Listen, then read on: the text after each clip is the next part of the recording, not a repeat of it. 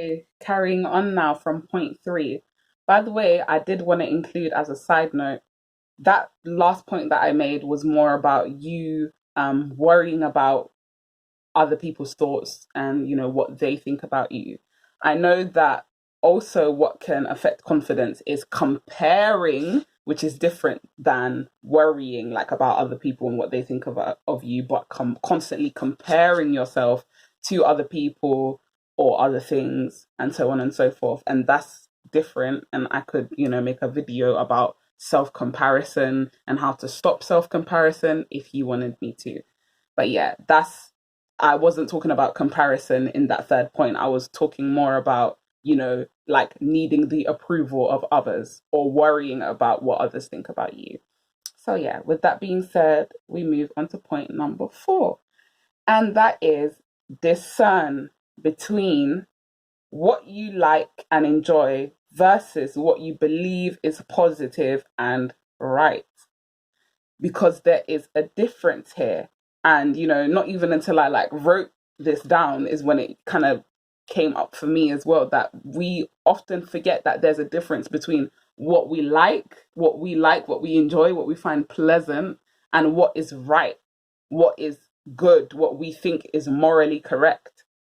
It is so important to make a difference, to discern between these two, because that is where you'll realize actions that you may or may not have been doing that are causing you to perceive yourself as less than you are. So, to break that down, it's you might like, this is just a rough example, guys. So, for example, you might like chocolate. You might enjoy eating chocolate. Chocolate may bring pleasure to you, but what you might think is right is healthy eating, and counting calories. You might think that that is the right thing to do and the morally correct thing to do. So there's a difference there. There's a difference between what you like and between what you actually think is good and what you actually think is right. And you need to know the difference between these things so you can know how to act in accordance to each thing. If I like something, do I think it's right?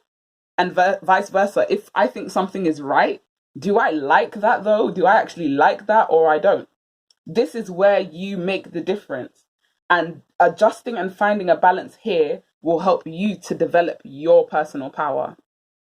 Okay. So, moving on to point number five. And I hope that that made sense, by the way. Point number five, I put here first. Step four, because it's related to step four, because step four is key in knowing what your morals are. So if you need to, just rewind it a little bit and listen to step four again.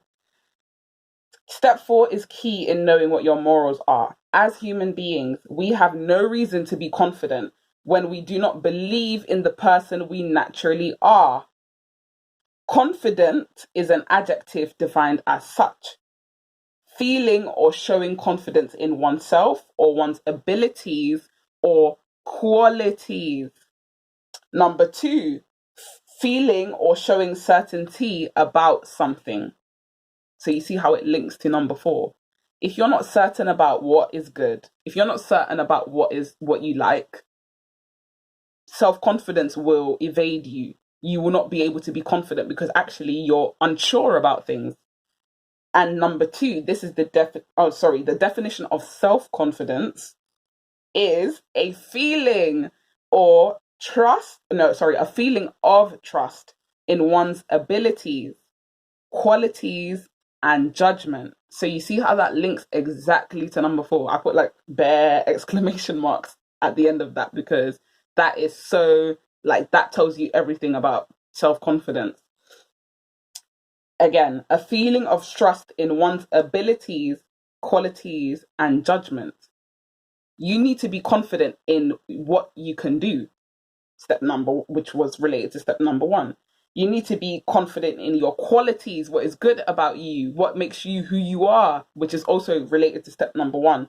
And you need to be confident in your judgment, which is related to step number four. You need to be able to know what you like versus what you believe is right and you need to be confident in that, because this is very key in being at peace with yourself. Otherwise, instead of moving towards confident, you will be moving backwards towards depressions and anxiety, because you'll constantly be doubting yourself.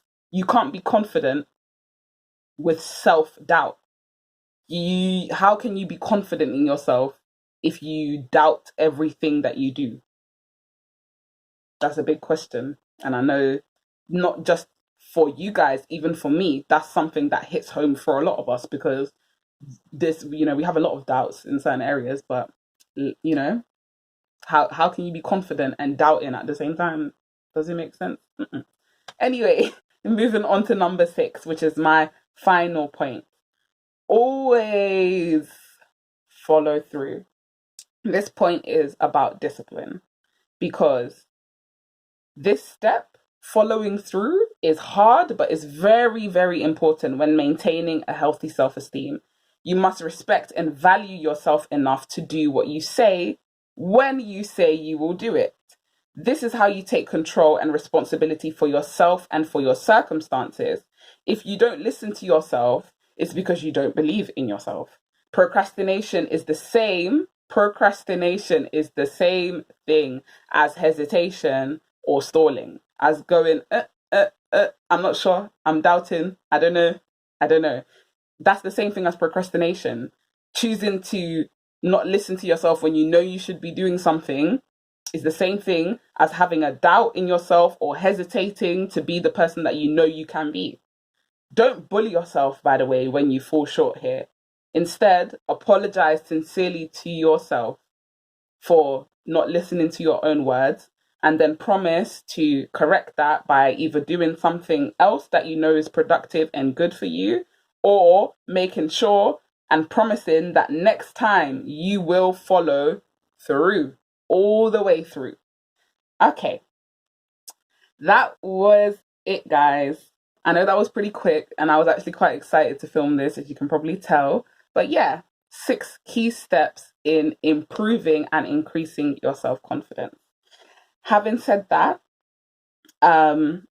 it's a 2-part video, so if you didn't catch the first part, go back and catch that now. And yeah, also check out my previous video, which was about vulnerability and men. So men and vulnerability in this society. And also comment or like if this video was helpful for you, and suggest a topic or send me a question for what my next video should be about. I make these videos for you. Any topic that you suggest, I will most likely film about it. Any question that you ask, I will answer. So even if you leave a comment like under this video, or if someone leaves a comment under this video and you want to see, like, you agree with them and you think, yeah, I want to see Qibla talk about that, then comment, like, reply to their comment and be like, yes, talk about this please, or like it, and I will take note of that and I'll film a video. I'll start writing and I'll prepare a video and upload it for you. And last but not least, I have created a YouTube channel. And the reason I did this is because my Instagram is private. And for now, I believe I'll be keeping it this way. But until then, when I have a YouTube, you can still, I will upload all my IGTV videos onto my YouTube. So far, I'm not really sure how to get some of them off IGTV and, save it so I can upload it onto YouTube. But I'll get there. I'm sure I'll find out in due time. But yeah, basically I've created the YouTube channel so that you can share my videos. You can just take the link, because my YouTube channel will be public, open. And then, yeah, you can share it with anyone who needs to see it. And, YouTube is easier, to share links as well. It's accessible to everyone. So that's why I'm doing that, really. And yeah, that's it. That was all, guys. And yeah, I wish you all the best. And to the person who asked this question, I hope that this video helped you and gave you, some pointers and some things to think about in order to improve and increase your self-confidence. Take care. Love.